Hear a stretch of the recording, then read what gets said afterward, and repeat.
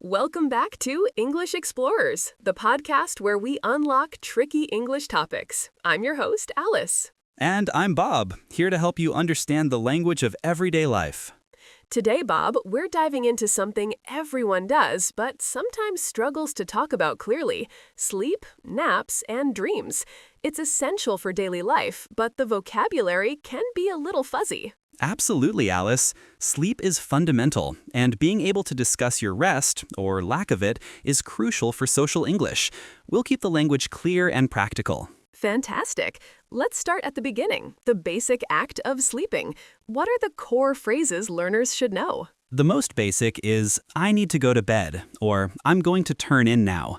Turn in is a common, slightly informal way to say you are going to sleep. So if someone asks, what time did you get to sleep last night, how would I answer? You could say, I went to bed around 11 p.m., or I crashed early. To crash means to fall asleep very quickly, usually because you are very tired. I like to crash. Now, what if you didn't sleep well? We need adjectives for that. Excellent point. If you sleep poorly, you can say, I had a restless night. Restless means you moved around a lot and didn't stay deeply asleep. Or, I was tossing and turning all night. That means moving from side to side constantly. And the opposite, a great night's sleep? We say, I slept like a log. This is a very common idiom. Logs don't move, so you slept soundly and deeply. Another simple phrase is, I got 8 hours of quality sleep. Slept like a log is great. Let's move to the middle of the day. We often need a quick energy boost. That brings us to naps. Naps are brilliant, especially for recharging. The verb is simple, to take a nap. We also use the verb to snooze. Can you explain the difference between napping and snoozing? Think of it like this. A nap is a planned short sleep, maybe 20 to 30 minutes, usually to feel better later. I'm going to take a quick power nap before my meeting. Power nap, that's a useful compound noun. Exactly. Snooze, however, is often connected to the alarm clock. When you hit the button on your alarm to delay it for a few more minutes, you are snoozing. So you might say, I snoozed my alarm 3 times this morning. So snoozing is delaying waking up, and napping is intentionally sleeping during the day. That makes sense. What about describing the feeling after a nap? If you wake up feeling groggy or confused, we call that sleep inertia. But in simple English, you can say, I woke up feeling groggy, or I felt a bit disoriented after my nap. If the nap was perfect, you say, I feel refreshed now. Refreshing change of pace. Now let's talk about the mysterious world of dreams. This uses quite different vocabulary. It certainly does. The general term is a dream. If you want to say you had a scary dream, you say, I had a nightmare. And what if the dream was very pleasant? Then you had a pleasant dream, or more simply, it was a lovely dream.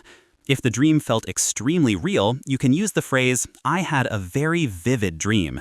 Vivid means clear and detailed. Are there common verbs we use with dreams? Like, did you have one, or did you do something in the dream? We usually use to have a dream. I had a strange dream last night. Sometimes we use to dream about something specific.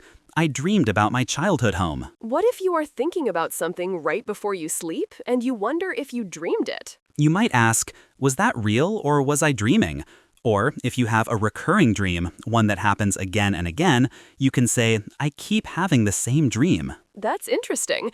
Are there any unusual dream terms that might come up in conversation? Yes. Sometimes people talk about a daydream. This is when you are awake, but your mind wanders, and you imagine things that aren't happening right now. It's like dreaming while you're awake. That's a great distinction. So to recap for our listeners, we have to go to bed, to crash, to sleep like a log for sleeping well, and to take a power nap for midday rest. Exactly.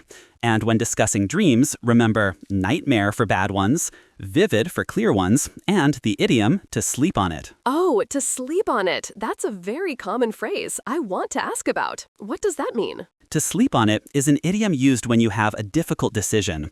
It means you will postpone making the decision until the next day, allowing your mind time to process it while you sleep.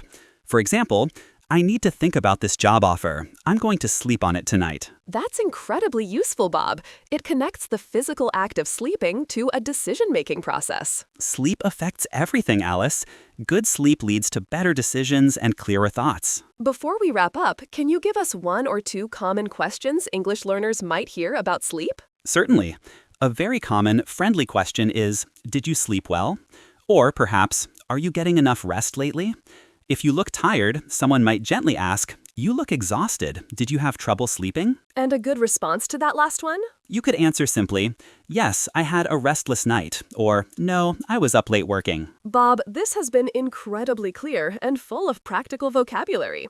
Thank you for walking us through the language of sleep, naps, and dreams. My pleasure, Alice. Remember, practice these phrases and you'll be discussing your nightly adventures in English in no time. That's all the time we have for today on English Explorers. Join us next time when we tackle another language challenge. Happy sleeping, everyone! Goodbye.